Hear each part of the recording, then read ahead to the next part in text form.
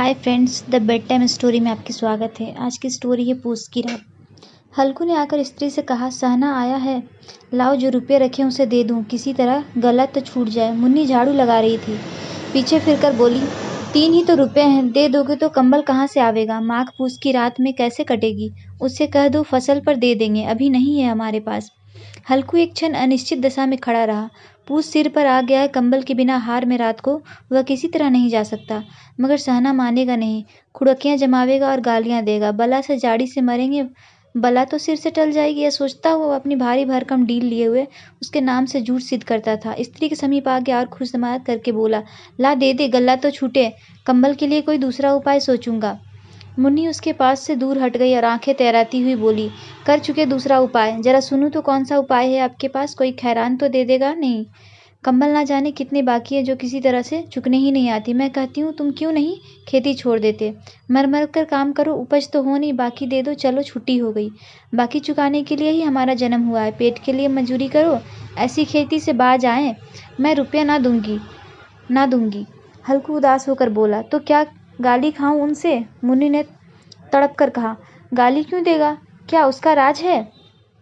मगर यह कहने के साथ ही उसकी तनुई भौहें ढीली पड़ गई। हल्कू के उस वाक्य में जो कठोर सत्य था वह मानो कुछ एक भीषण जंतु की भांति उसे घूर रहा था। उसने जाकर आले पर से रुपए निकाले और लाकर हल्कू के हाथ पर रख दिया। फिर बोली, तुम छोड़ दो अब की से खेती, मजूरी में सुख से एक रोटी तो खाने को मिलेगी, किसी की धौंस तो ना रहेगी। अच्छी खेती है, मंजूरी करके ही खाओ, वह भी उसी में झोंक दो, उस पर ही धौंस जमाओ। हल्कू ने रुपए लिए और इस तरह बाहर चला मानो अपना हृदय निकाल कर देने जा रहा हो। उसने मजूरी से एक एक पैसा काट कपट कर 3 रुपए कंबल के लिए जमा किए थे, वह आज निकालने जा रहे थे। एक एक पग के साथ उसका मस्तक अपनी दीनता के भार से दबा जा रहा था। पूस की अंधेरी रात, आकाश पर तारे भी ठिठुरते हुए मालूम होते थे। हल्कू अपने खेत के किनारे ऊख के पत्तों की एक छतरी के नीचे बांस के खटोले पर अपनी पुरानी गाढ़े की चादर ओढ़े पड़ा कांप रहा था। खाट के नीचे उसकी संगी कुत्ता जबरा पेट से मुंह डसे सर्दी के कूं कूं कर रहा था। 2 में से एक को तो नींद नहीं आती थी। हल्कू के घुटनियों में गर्दन में चिपकाते हुए कहा, क्या जबरा, जाड़ा लगता है? कहता तो था घर पे पुआल पर लेट रह, तो यहाँ क्यों आ जाते हो? अब खाओ ठंड, मैं क्या करूँ? जानते थे ना मैं यहाँ हलवा पूरी खाने आ रहा हूँ, दौड़े दौड़े आ गए, आगे चल आए, अब रो नानी के नाम को लेकर। जबरा ने पड़े पड़े दुम हिलाई और अपनी कूं कूं को दीर्घ बनाता हुआ एक बार जमाई लेकर चुप हो गया। उसकी श्रवण बुद्धि ने शायद ताड़ लिया कि स्वामी को मेरी कूं से नींद नहीं आ रही है। हल्कू ने हाथ निकालकर जबरा की ठंडी पीठ सहलाते हुए कहा, कल से मत आना मेरे साथ, नहीं तो ठंडे हो जाओगे। यह राड़ पछुआ न जाने कहाँ से बर्फ लिए आ रही है। उठूं फिर एक चिल्लास भरूं, किसी तरह रात तो कटे। 8 चिल्लम तो पी चुका, वह खेती का मजा है। और एक एक भगवान ऐसे पड़े हैं जिनके पास जाड़ा जाए तो गर्मी घबराकर भागे। मोटे मोटे गद्दे, लिफजा, कंबल, मजाल जाड़े का गुजर हो जाए। तकदीर की खूबी मंजूरी, हमें क्या करे, मजा दूसरे लूटे। हल्कू उठा, गड्ढे में से जरा सी आग निकालकर चिल्लम भरी। जबरा फिर उठ बैठा। हल्कू ने चिलम पीते हुए कहा, पिएगा चिलम? जाड़ा तो क्या जाता है, जरा मन बदल जाता है। जबरा ने उसके मुंह की ओर प्रेम से छलकती हुई आंखों से देखा। हल्कू, आज और जाड़ा खा ले, कल से तो मैं यहाँ पुआल बिछा दूंगा, उसी में घुस कर बैठना, तब जाड़ा नहीं लगेगा तुम्हें। जबरा ने अपने पंजे उसकी घुटनियों पर रख दिए और उसके मुंह के पास अपना मुंह ले आया। हल्कू को उसकी गर्म सांसें लगी। चिलम पीकर हल्कू फिर लेटा और निश्चय करके लेटा कि चाहे कुछ भी हो अब की सो जाऊंगा। पर एक ही क्षण में उसके हृदय में कंपन होने लगी। कभी इस करवट लेता, कभी उस करवट लेता, पर जाड़ा किसी पिशाच की भांति उसकी छाती को दबाए हुए था। जब किसी तरह ना रहा गया तो उसने जबरा को धीरे से उठाया और उसके सिर को थपथपाकर उसे अपनी गोद में सुला लिया। कुत्ते की देह से जानो कैसी दुर्गंध आ रही थी, पर वह उसे अपनी गोद में चिपटाए हुए ऐसे सुख का अनुभव कर रहा था जो इधर महीनों में उसे ना मिला हो। जबरा शायद यह समझ नहीं रहा था कि स्वर्ग यही है और हल्कू की पवित्र आत्मा उसे कुत्ते के प्रति घृणा की गंध तक नहीं थी। अपने किसी अभिन्न मित्र या भाई को वह इतनी ही तत्परता से गले लगाता। वह अपनी दीनता से आहता ना था जिसने आज उसे इस दशा में पहुंचा दिया। नहीं, इस अनोखी मैत्री ने जैसे उसकी आत्मा को एक सब्र द्वारा खोल दिए थे और उनका एक एक अणु प्रकाश से चमक रहा था। सहसा जबरा ने किसी जानवर की आहट पाई। इस विशेष आत्मीयता ने उससे एक नई स्फूर्ति पैदा कर दी थी, जो हवा के ठंडे झोंकों को तुच्छ समझती थी। वह झपटकर उठा और छपरी से बाहर आकर भूखने लगा। हल्कू को कई बार चुकमुकाकर बुलाया, पर वह उसके पास न आया। हार में चारों तरफ दौड़-दौड़ कर भूखता रहा। एक क्षण के लिए आ भी जाता तो तुरंत फिर दौड़ेगा। कर्तव्य उसके हृदय में अरमान की भांति उछल रहा था। 1 घंटा और गुजर गया।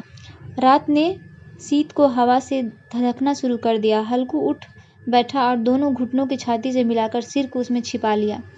फिर भी ठंड कम नहीं हुई। ऐसा जान पड़ता था सारा रक्त जम गया है। धमनियों में रक्त की जगह हिम बह रहा है। उसने झुककर आकाश की ओर देखा। अभी कितनी रात बाकी है। सप्तऋषि अभी आकाश में आधे भी नहीं चढ़े हैं। उधर आ जाएंगे तब कहीं सवेरा होगा। अभी पहर से ऊपर रात बाकी है। हल्कू के खेत से कोई एक गोली के टप्पे पर आमों का एक बाग था। पतझड़ शुरू हो गई थी। बाग में पत्तियों का ढेर लगा हुआ था। हल्कू ने सोचा चलकर पत्तियां बटोरूं और उन्हें जलाकर खूब तापूं। रात को कोई मुझे पत्तियां बटोरते देख तो समझे कोई भूत है। कौन जाने कोई जानवर की छिपा बैठा हो। मगर अब तो बैठे नहीं रहा जाता। उसने पास के अरहर के खेत में जाकर कई पौधे उखाड़ लिए और उनका एक झाड़ू बनाकर हाथ में सुलगता हुआ उपला लिए बगीचे की तरफ चल दिया। जबरा ने उसे आते देखा तो पास आया और दुम हिलाने लगा। हल्कू ने कहा, अब तो नहीं रहा जाता जबरू, चलो बगीचे में पत्तियां बटोर कर तापें। ठंडे हो जाएंगे तो फिर आकर सोएंगे। अभी तो बहुत रात है। जबरा ने कूं कूं करके सहमति प्रकट की और आगे आगे बगीचा की ओर चला। बागीचे में खूब अंधेरा छाया हुआ था और अंधकार में निर्दयी पवन पत्तियों को कुचलता हुआ चला जाता। वृक्षों से ओस की बूंदें टप टप नीचे टपक रही थी। एकाएक झोंका मेहंदी के फूलों की खुशबू लिए हुए आया। हल्कू ने कहा, कैसी अच्छी महक आई है जबरू, तुम्हारी नाक में तो सुगंध आ रही है ना। जबरा को कहीं जमीन पर एक हड्डी पड़ी मिल गई थी। उसे छिछोड़ रहा था। हल्कू ने आग जमीन पर रख दी और पत्तियां बटोरने लगा। जरा देर में पत्तियों का ढेर लग गया। हाथ ठिठुरते जाते, नंगे पांव गले जाते और वह पत्तियों का पहाड़ खड़ा कर रहा था। इसी अलाव में वह ठंड को जलाकर भस्म कर देगा। थोड़ी देर में अलाव जल उठा। उसकी लौ ऊपर वृक्षों की पत्तियों को छू छू कर भागने लगी। वो अस्थिर प्रकाश में बगीचे के विशाल वृक्ष ऐसे मालूम होते मानो उस अथाह अंधकार को अपने सिरों पर संभालते हुए अंधकार के उस अनंत सागर में यह प्रकाश का एक नौका समान हिलता मचलता हुआ जान पड़ता था। हल्कू के अलावा के सामने बैठा आग ताप रहा था। एक क्षण में उसने दोहर उतार कर बगल में दबा ली। दोनों पांव फैला दिए मानो ठंड को ललकार रहा हो। तेरे जी में जो आए सोकर ठंड की असीम शक्ति पर विजय पाकर वह विजय गर्व को हृदय में छिपा ना सकता था। उसने जबरा से कहा, क्यों जब्बर, अब ठंड नहीं लग रही है ना तुझे। जब्बर ने कूं कूं करते हुए मानो कहा, अब क्या ठंड लगती है ही रहेगी। पहले से उपाय नहीं सूझा था। नहीं, इतनी ठंड क्यों खाते इतनी देर से। जब्रे ने पूंछ हिलाई और अपनी अधिव्यक्ता व्यक्त की। अच्छा आओ इस अलाव को कूद कर पार करें, देखे कौन निकल जाता है। अगर जल गए तो बच्चा मैं दवा नहीं कराऊंगा तुम्हें।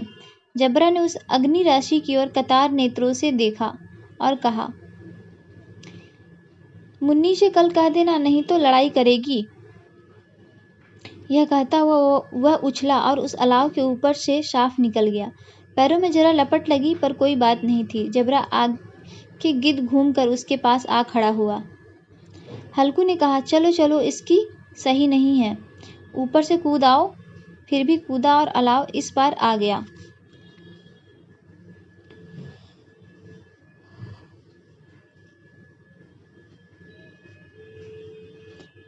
पत्तियां जल चुकी थी। बागीचे में फिर से अंधेरा छा गया था। राख के नीचे कुछ कुछ आग बाकी थी, जो हवा का झोंका आ जाने पर जरा जरा सा जाग उठती थी, पर एक क्षण में फिर आंखें बंद कर लेती थी। हल्कू ने फिर चादर ओढ़ ली और गर्म राख के पास बैठा हुआ एक गीत गुनगुनाने लगा। उसके बादल में गर्मी आ गई थी, पर ज्यों ज्यों शीत बढ़ती जाती उसे आलस से दबाए जा रहा था। जबरा जोर से भूख खेत की ओर भागा। हल्कू को ऐसा मालूम हुआ कि जानवरों का एक झुंड खेत में आया है। शायद नीलगायों का झुंड था। उनके कूदने दौड़ने की आवाज़ें साफ कान में आ रही थी। फिर भी ऐसा मालूम हुआ कि खेत में चर रही हो। उनके चबाने की आवाज़ चर चर सुनाई देने लगी।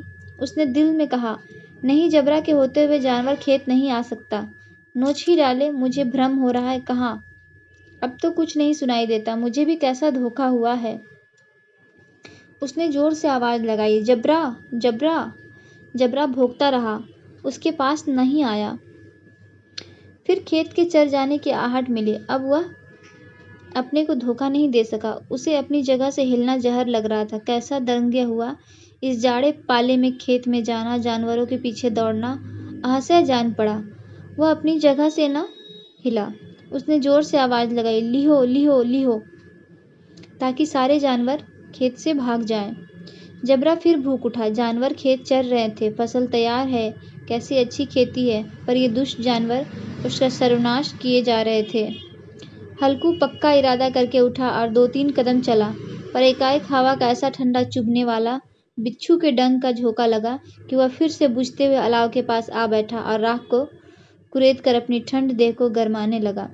जबरा अपना गला फाड़ डालता, नीलगाय खेत का सफाया किए डालती थी और हल्कू गर्म राख से पास शांत बैठा हुआ था। अगरबत्तियों ने रस्सियों की भांति उस चारों तरफ से जकड़ रखा था। उसी राख के पास गर्म जमीन पर वह चादर ओढ़कर सो गया। सवेरे जब उसकी नींद खुली तब चारों तरफ धूप फैल गई थी और मुन्नी कह रही थी कि आज सोते ही रहोगे। तुम यहाँ आकर रम गए और उधर सारा खेत चौपट हो गया। सारा खेत नीलगायों ने चर लिया। हल्कू ने उठकर कहा, क्या खेत से होकर आ रही हो क्या तुम? मुन्नी बोली, हाँ, सारे खेत का सत्यानाश हो गया है। भला ऐसा भी कोई सोता है? तुम्हारे यहाँ मड़िया डालने से क्या हुआ? सारे खेत तो चर गए। हल्कू ने बहाना किया, मैं मरते मरते बचा। तुझे अपनी खेत की पड़ी है? पेट में ऐसा दर्द हुआ कि मैं ही जानता हूँ कि मैंने कैसे रात बिताए हैं। दोनों फिर खेत के टाड़ पर आए। देखा सारा खेत रौंद पड़ा हुआ है और जबरा मड़िया के नीचे चित लेटा है, मानो प्राण ही ना हो। दोनों खेत की दशा देख रहे थे। मुन्नी के मुख पर उदासी छाई थी, पर हल्कू प्रसन्न था। मुन्नी ने चिंतित होकर कहा, अब मजूरी करके मालगुजारी भरनी पड़ेगी। सारा खेत तो सत्यानाश हो गया है। हल्कू ने प्रसन्न मुख से कहा, रात को ठंड में यहाँ सोना तो नहीं पड़ेगा ना। अब आराम से हम घर में सो सकते हैं। स्टोरी अच्छी लगी हो तो लाइक एंड सब्सक्राइब करें। धन्यवाद।